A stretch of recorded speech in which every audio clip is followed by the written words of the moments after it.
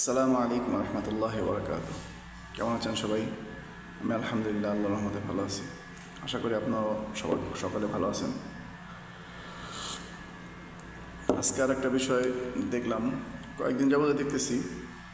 তো বিষয়টা হলো মাদ্রাসার, বিশেষ করে কওমি মাদ্রাসার শিক্ষার্থীদের শাসনের ব্যাপারে কিছু ভিডিও আমি যোগাযোগ মাধ্যমে ফেসবুকে দেখলাম। অনেকদিন ধরে জিনিসগুলো ঘুরছে। তো যারা ইসলাম বিরোধী, যারা মাদ্রাসা বিরোধী, যারা আলেম ওলামা বিদ্বেষী, এরা তো এইসব জিনিসগুলো খুঁজতে থাকে যে কোনো রকম তিল পরিমাণ কিছু পাইলে ওটাকে তাল হিসাবে সকলের সামনে উপস্থাপন করে। তো একটা ভিডিও দেখলাম আমি কালকে, যদি ভিডিওটা সত্য হয় তাহলে অবশ্যই এর বিচার আমরা চাই। এটা হলো একজন শিক্ষকে, ছোট্ট একটা বাচ্চাকে ধরে আছে, আর একজন শিক্ষকের তার পায়ের তালুতে এরকম প্রহার করতেছে। আসলে এটা তো কোনো কওমি মাদ্রাসার কোনো কাজ হতে পারে না। যদিও হয়, আমি জানি না ভিডিওর সত্যতা কতটুকু আছে। বর্তমান এআইয়ের জামানা, এআই দিয়েও ভিডিওটা তৈরি করতে পারে।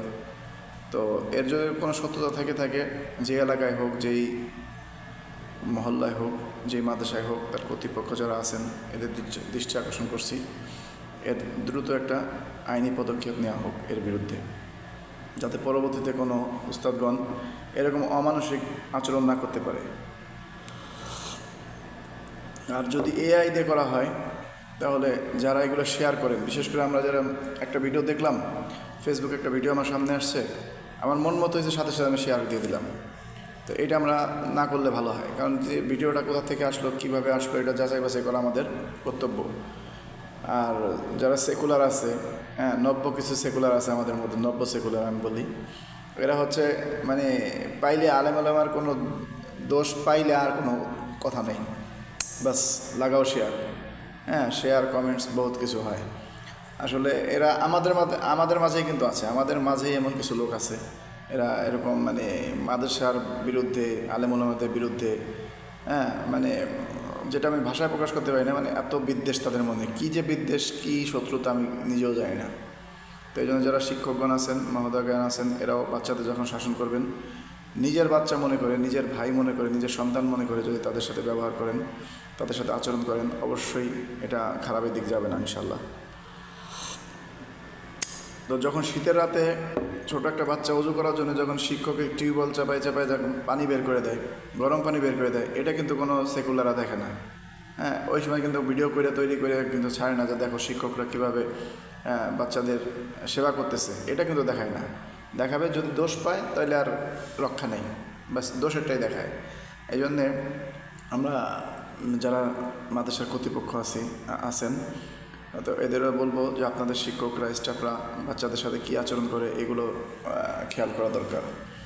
আর প্রয়োজন হলে মাদ্রাসায় সিসি ক্যামেরা লাগানো উচিত আমি মনে করি। বর্তমান জামানায় যেভাবে আলেমদের বদনাম চতুর্দিকে ছড়াইতেছে, তো আমি মনে করি, আমার ব্যক্তিগত অভিমত এটা হচ্ছে যে এখানে একটা সিসি ক্যামেরা লাগাইলে সবচেয়ে ভালো হয়।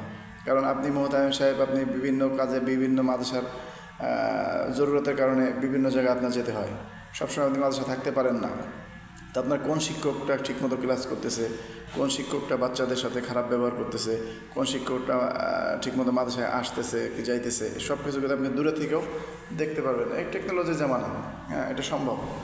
আর যেহেতু আমাদের একটা টেকনোলজি এরকম আছে, তো আমি মনে করি যে প্রত্যেকটা মাদ্রাসায় সিসি ক্যামেরাটা আন্ডারে নিয়ে আসলে মনে হয় ভালো হয়। তাহলে কোনো দুর্ঘটনা ইনশাল্লাহ ঘটবেও না।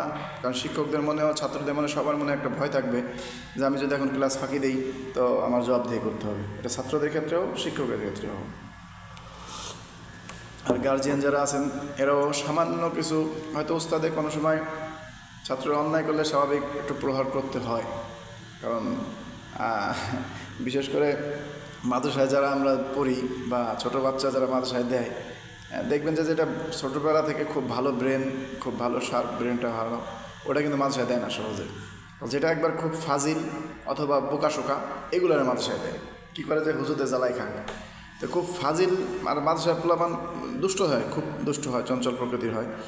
তো আপনার একজন বাচ্চা যদি আপনি সামলাইতে আপনি হিমশিম খেয়ে যান, তো একটা মাদ্রাসায় যখন একজন উস্তাদের উস্তাদের কাছে যখন 50 জন 60 জন 20 জন 30 জন ছাত্র থাকে, তখন এক এক মায়ের এক এক সন্তান, এক এক রকমের তাদের মেজাজ, এক এক রকমের তাদের ব্যবহার, সব কিছু মেনটেন করে মাঝে মাঝে উস্তাদও বিগড়ে যায়। এটা দোষে কিছু না, তো হয়তো বিগড়ে যায় অনেক সময় একটা দুইটা মাইর দিয়ে ফেলে। তো দুই একটা মায়ের হয়তো এমন হয়ে যায় যে মানে যেটা আসলে হওয়া উচিত ছিল না, এরকম হয়ে যায়, যেতে পারে। তো সেইভাবে শিক্ষক গার্জিয়ানদেরও এটা একটু মাথায় রাখতে হবে যে আমরা এক দুজন সন্তান লালন পালন করতে আমাদের হিমশিম খাই যাই, এরা তো 20-25 জন ছাত্র নিয়ে যখন এরকম করতেছে, তো দিমাগ সবসময় একরকম থাকে না, তো ভুল ভ্রান্তি হয়ে যেতে পারে।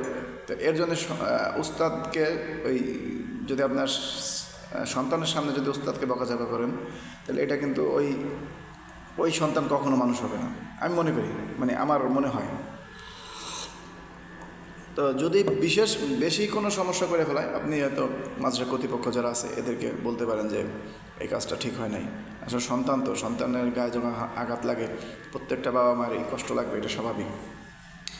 তো এই জন্যে আপনারা একটু জিনিসটা ছাড় দেবেন, আর বাচ্চাকে বোঝাবেন যে দেখো আসলে তুমি দুষ্টুমি করছো, এই জন্য তোমাকে মারছে, এইভাবে একটু বুঝে জানে সে বিপথে চলে না যায়। আর যদি ওইখানে সময় যদি আপনি উস্তাদের উপর অ্যাকশন নেন, উস্তাদকে যদি আপনি দোষারোপ করেন, তাহলে কিন্তু ওই সন্তান কিন্তু বিগড়ে যাবে, আর ওই সন্তান মানুষ হওয়ার সম্ভাবনা খুব কমই থাকে। তো এই জন্য ইনশাল্লাহ আমরা যারা মাদ্রাসায় শিক্ষকতা করতেছে আলহামদুলিল্লাহ, এরাও সবসময় সজাগ দৃষ্টি রাখবো যেন এরকম সেকুলারদের কোনো সুযোগ আমরা না দিই। কারণ ওরা তো উৎপাইতে আছে, শিয়ালের মতো উৎপাইতে আছে, কখন মুরগি আসবে। তো কখন কোনো একটা মানে একটু ভুল পাইলে ওইটাকে একবারে বড় করে ওটা সামনে তুলে, এটা ওদের স্বভাব। যেমন সাদা কাপড় একটু দাগ বেশি লাগে, এই জন্য যারা সাদা কাপড়টা পরে, যারা সাদা কাপড় পরিধান করে, এদেরকে কিন্তু সতর্ক থাকতে হবে যে আমার কাপড়ে যে কোনো সময় দাগ লাগতে পারে।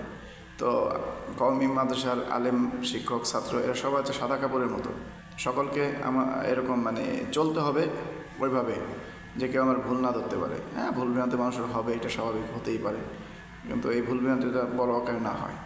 এগুলো আল্লাহ তাআলা আমাদের সকলকে বোঝার তৌফিক দান করেন, আমিন।